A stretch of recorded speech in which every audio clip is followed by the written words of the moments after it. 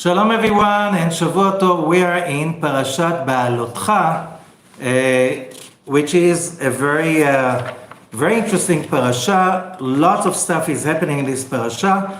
Just the background.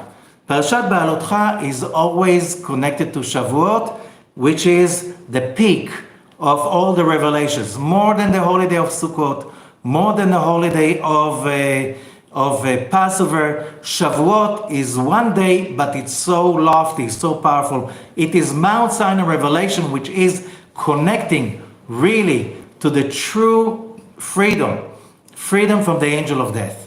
So when you receive something so powerful, you have to internalize it, and that's why Parashat BeHa'alotkha is always coming after Shavuot to help us to do this internalization. And now we can find this parasha on chapter 8 in the book of Numbers, verse 1. And it says as follows. And God speaks to Moses, saying, that will be important because Moses is getting instructions for Aaron. And he says, speak to Aaron, דבר אל אהרון, ואמרת אליו, בהעלותך את הנרות, אל מול פני המנורה יאירו שבעת הנרות. When you ascend the candles, the 7 candles will shine in front of the menorah will shine in front of the 7 candles. Okay? And many sages try to explain what does it mean, because when you light the candles, you use the word to light, lehadlik. Over here, the word is being to ascend. That's one question. The other question is, what does it mean that the menorah, the candelabra, will shine in front of the 7 candles? It should be that the 7 candles will shine in the candelabra. But here there is a very important message. What's the message that came on Mount Sinai? Look, a lot of people try to logically analyze what happened on Mount Sinai. They say there were what they call by mistake 10 commandments. The Zohar says that these are not commandments, they are advices. Advices for the person to complete his or her soul. Okay? Commandment, the word commandment does not appear in the Torah in that context. It says Eser HaDibrot, 10 Dibrot. Dibrot means utterances, sayings. Okay? Closer to advices than to commandments. And the Zohar says, in some places, it's even clearer that the Zohar says, and the Talmud, that a commandment is idol worshiping. So how do we apply it to our own life? And what is the message? So I'll go back. When we're speaking about the messages on the 2 tablets, you can look at it as logical messages, which is, do not kill. This is logical. And a lot of professors in the universities and people of academy for the last 2-3 centuries, they say that if you go to the culture of the Egyptians or Mesopotamia or other cultures, there was do not kill. What's a new thing? There was do not steal. What's a new thing about it? There is a message. There is a new thing. There is a new thing that is beyond anything. The idea is that the world that we live in is divided into 2 realms. And there's one realm is the realm of the 5 senses, the realm that we can see, we can feel, and so on. And there is the realm of the upper world, the spiritual world.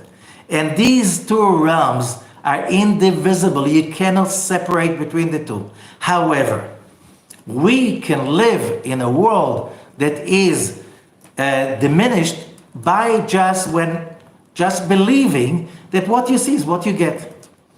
Which means you look at the person and you say and you think the person is nothing but a bundle of proteins, carbohydrates, DNA, all kinds of stuff like this. That's what a human being is about. Nothing more than that. The moment you deprive people from understanding the upper realm, the moment you are disconnecting from the spiritual realm, something is missing. What is missing? The understanding of the divine. What came on Mount Sinai is the ability to connect the divine with the mundane. There's no mundane without divine, there's no divine without mundane. The divine has a manifestation like a tree. That's why the message in Kabbalah is called the tree of life. When you look at the tree, how much of it can you see? Only the trunk and the branches. Can you see the roots? Usually no. Which means, do you see the whole tree? No, you see only a partial picture.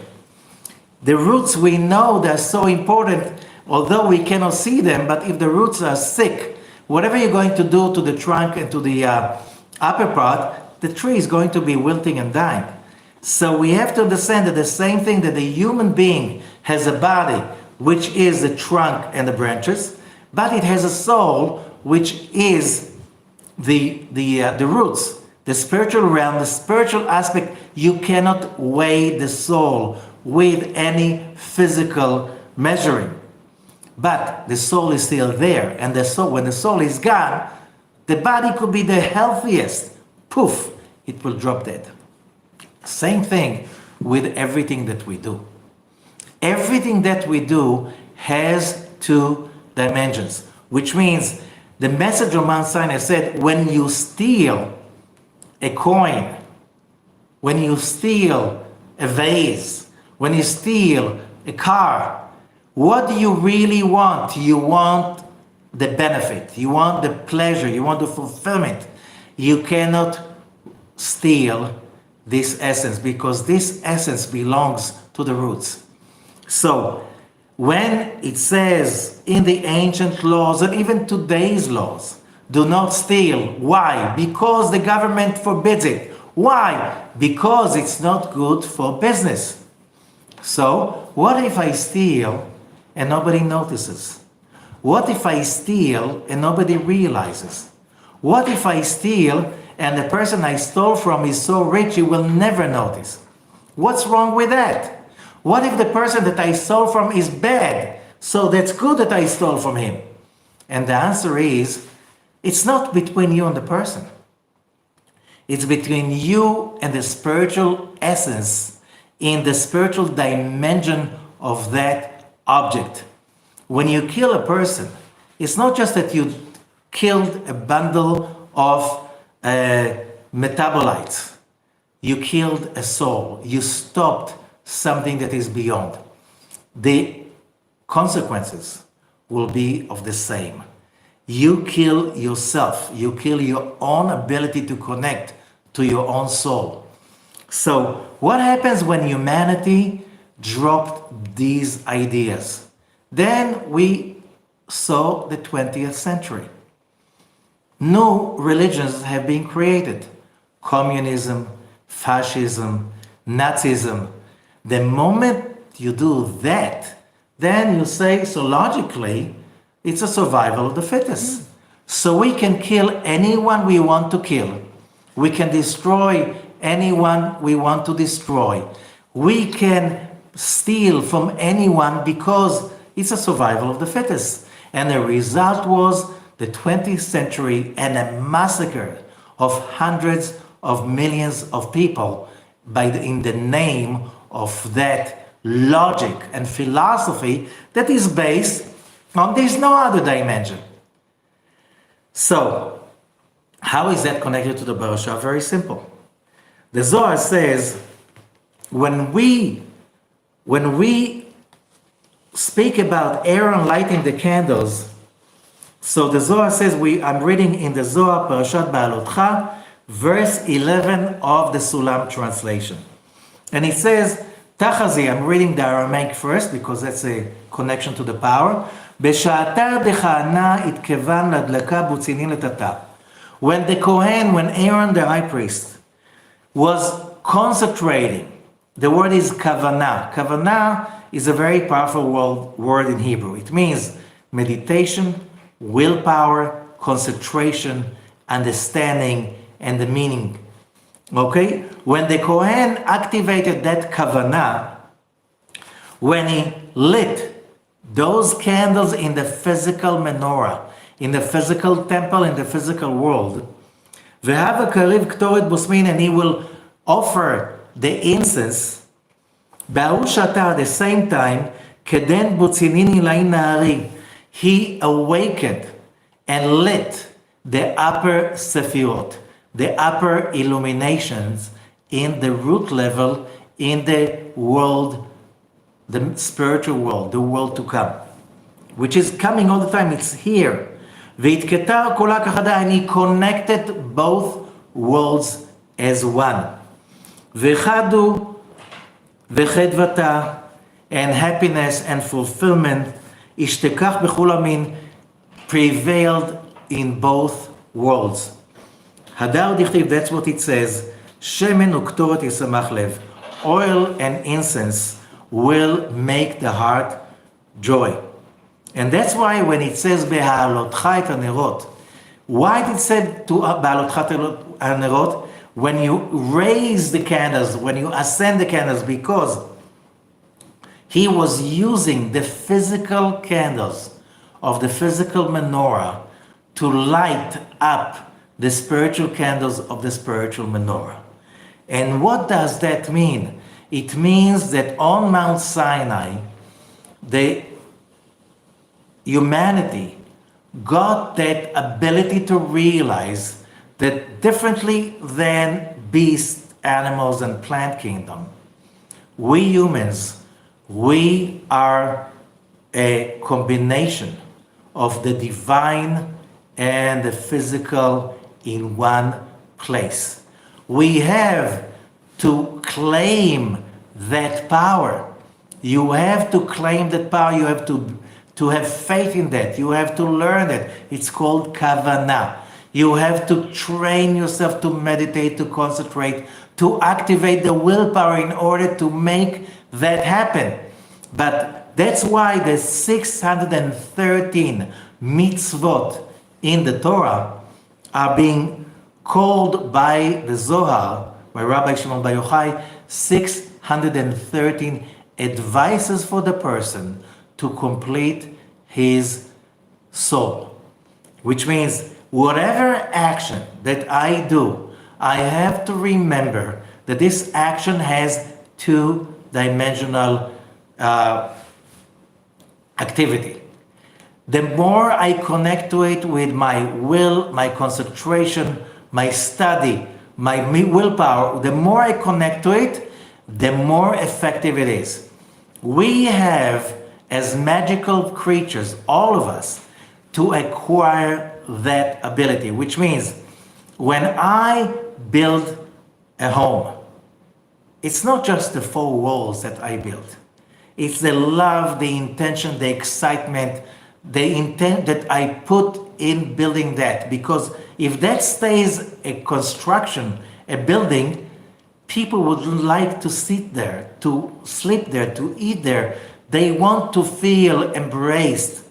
And that is the concentration when you build a home. You're not building a house or a building. You're building a home.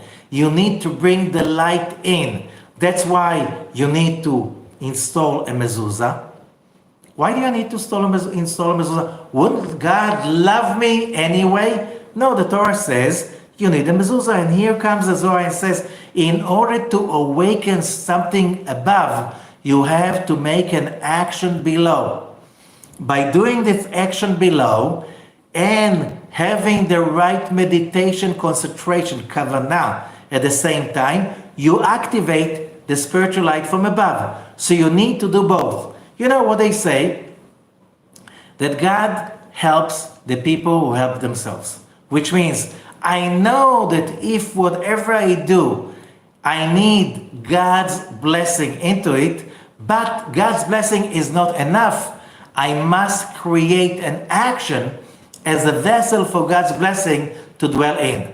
As a story with the prophet Elisha, that there was one of the women that her husband was running away because the king wanted to kill him all. the king's wife wanted to kill him. And she said, what am I going to eat? And she says, what do you have in the house? And she says, I have a little bit of olive oil. He said, that's enough. Take from your neighbors all the pots that you can, fill the house with it, and start pouring. And the oil continued pouring, filled up one pot after another, one bowl after another. When all the vessels, when all those utensils were full with olive oil, the olive oil stopped flowing because there was no vessel anymore.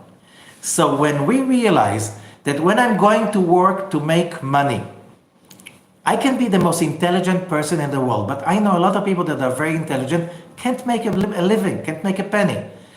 It's like, it's not, and there are people that are not so, what can we say, educated, smart, but they make quite a good living. What's the difference? And the answer is very important to understand. We have to live in both universes.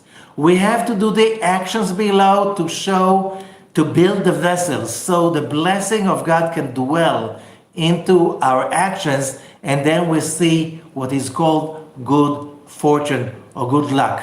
In Hebrew, the word is mazal, for luck. And mazal comes from the word nozel, flows. The light is shining and flowing from above.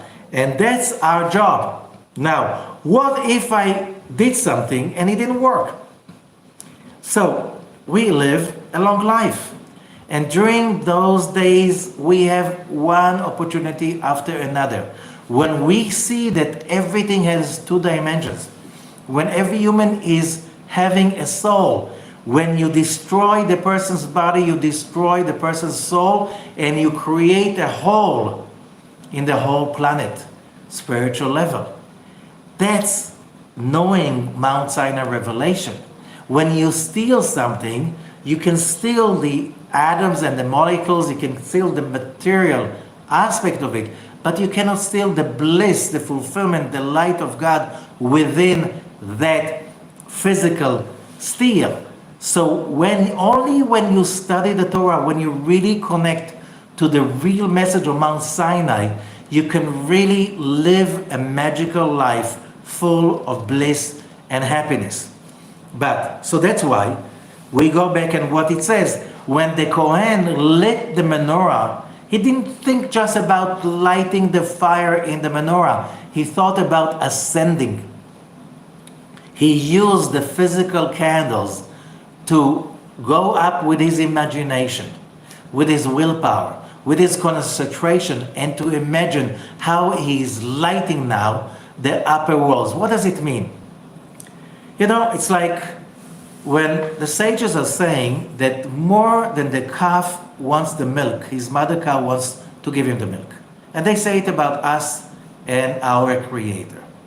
Which means the calf, in order to get the milk, he can't just sit there and cry, he won't get the milk. He has to go to his mom and find a nipple and start sucking on it. And then the milk will flow in. The cow will never force it upon him. The same thing. God's desire to give us is so much bigger than our desire to receive. However, we have to come to the nipple and hold on to it and pull it in. Well, that is our imagination, our desire, our trust, and especially our love, knowing that the love of God to us is much bigger than any mistakes we can make. But what if I forgot? What if I was not concentrated? Try all over again. How do we learn that? When we go to chapter 9, same parasha, verse 1, there's a story that on the second year after the Exodus, the Israelites were celebrating Passover. But it happened to be that few people could not celebrate Passover because there was a funeral, there's something, they were not pure, they couldn't be in the celebration. They come to Moses and say, how could we connect to the Passover light? I know a lot of people who are religious, doesn't matter what religion, who say, you should be ashamed of yourself. What a chutzpah, how dare you? If you could not participate in the celebration, there must be something wrong with you. And the answer is yes, something is wrong with me. But I believe that more than I want the holiness and the spiritual light of Passover, God wants to give it to me. How can I help God give it to me? This consciousness is so important, which means each one of us has a success, a great success awaiting for him or for her. It's not because God doesn't want to give it to us, He doesn't give it to us. It's because we didn't make the move and the action to receive it, to bring it from above to below and manifest it. So they're asking Moses. And Moses, he doesn't say, how dare you ask for something like this? You didn't get it, forget it. You lost, too late. No, Moses will ask, and God says, of course they're right. I want to give them the holy light of Passover. So you know what? On the 14th day, which means the full moon of the month of Iyar, a month exactly after Passover, they can do the same Passover ritual, offering the lamb, and I will give them the light of Pesach. What do we learn from that? That it's never too late. Why it's never too late? Whatever we're supposed to receive from God is waiting for us. We just have to find the next opportunity. And what if we miss the second opportunity? There will be a third and a fourth, because whatever God intended to give us and share with us, we cannot stop that from happening. So the first intention is that it's a given already. It's destiny that we are going to receive God's bliss. How? You have to remember. Sometimes we pray for something, you know what they say in English, that you really have to watch what you're asking for because you might get it. So you understand, you are asking for what? If you're asking for money, for health, for a great family, but you ask it just because it's a collectible, no wonder you're not getting it, because the real thing we want is the light, is the supernal, spiritual, above fulfillment that is, we want to bring it to our world. So I need a family in order to be able to celebrate that light. I need health in order to celebrate that light. I need to have my sustenance so I can celebrate that. But only when I ask for that purpose, with the right kavanah. I don't need the wrappings, I don't need the collectibles, I don't need the containers, I need the fulfillment. I need the spiritual, magical light of God in my life, and I need a container for that. A nice house, making a living, a healthy body.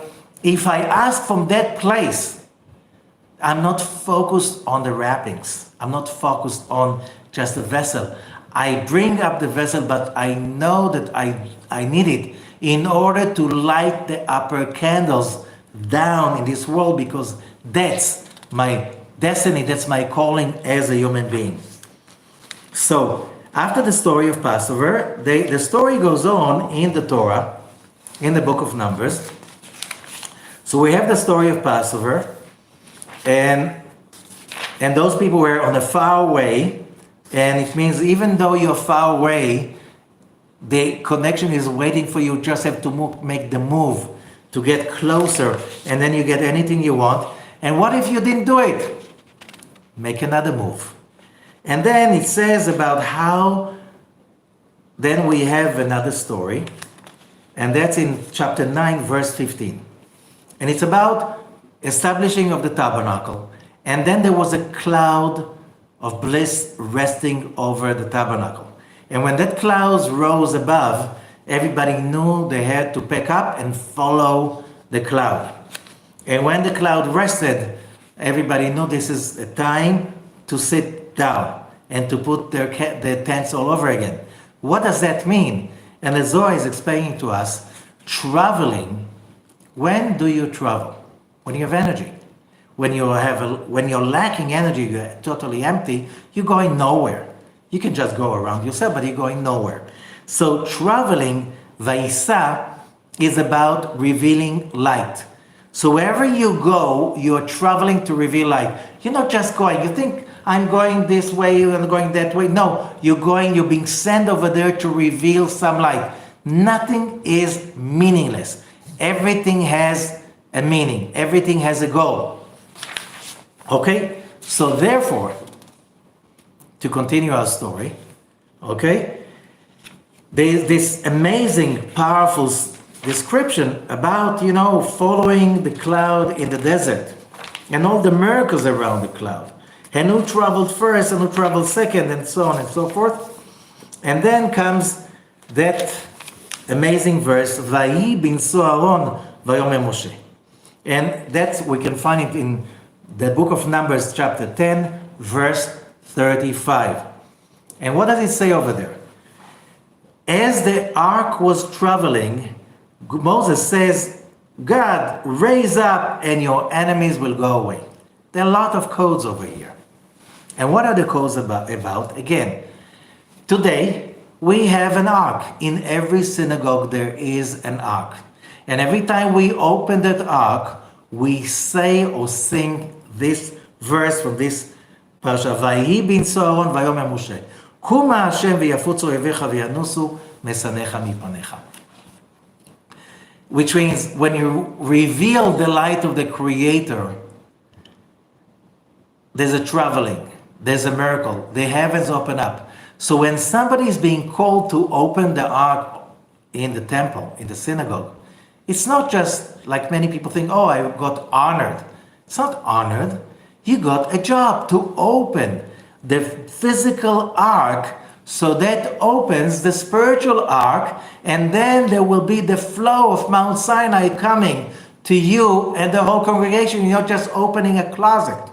You know what? Whoever knows the story of Narnia, there's a story about that closet that some people open it and they just saw fur coats, and some people open the closet and there was a magical kingdom behind the doors. That's exactly what we're talking about, but this is not a legend. This is the real thing. Opening the ark in the synagogue is opening the gates of heaven, says the Zohar, of mercy. So we bring in the mercy so we can sweeten the judgment. Why? Because when you bring in the light of God, the darkness goes away. That's the only way to drive away darkness. Can hate remove hate? Can darkness remove darkness? No. Minus in a bank, you add minus, you get a bigger minus. It doesn't become a plus. So we have to remember, the only way to remove darkness is, why there's darkness? Because I'm not connected to God's realm. It's here. I just have to train myself. That's a whole lifetime to train. You miss an opportunity, try all over again. You miss an opportunity, try all over again. However, immediately after that story, the Torah brings terrible story about the people are complaining, evil, and there's a plague and another complaint, and it's so horrible. And you say, how could people be in such a place, so unfaithful and not appreciative? And the answer is like this: we have that part inside each one of us. Why are we here in this world? To turn darkness into light, to turn bitterness into sweet. That's why we have the evil inclination, all of us. And therefore, when something goes wrong, you have that story in the Torah to transform it. How? The sentence about opening of the ark and the traveling of the light. In the Torah, on the parchment, there is a letter Nun, opposite, written backwards, before and after the sentence. In the Zohar, the letter Nun symbolizes falling. In Hebrew it's called nafol. When the Nun falls, you get only the word fall. That's how you remember it. Okay? If the Nun is falling, what is the backwards Nun? It's an antidote of falling. So, the study of the Torah is, of this parasha especially, and this week especially, is that even if you made the wrong decision, you complained, you didn't appreciate, you lost a lot of grace, a lot of your God of image inside you, and you made a mistake, you can always turn it around. This is why we're here. This is our job as humans. So have a great week. Thank you so much. And enjoy the blessing and the pleasure and the gifts of this parasha.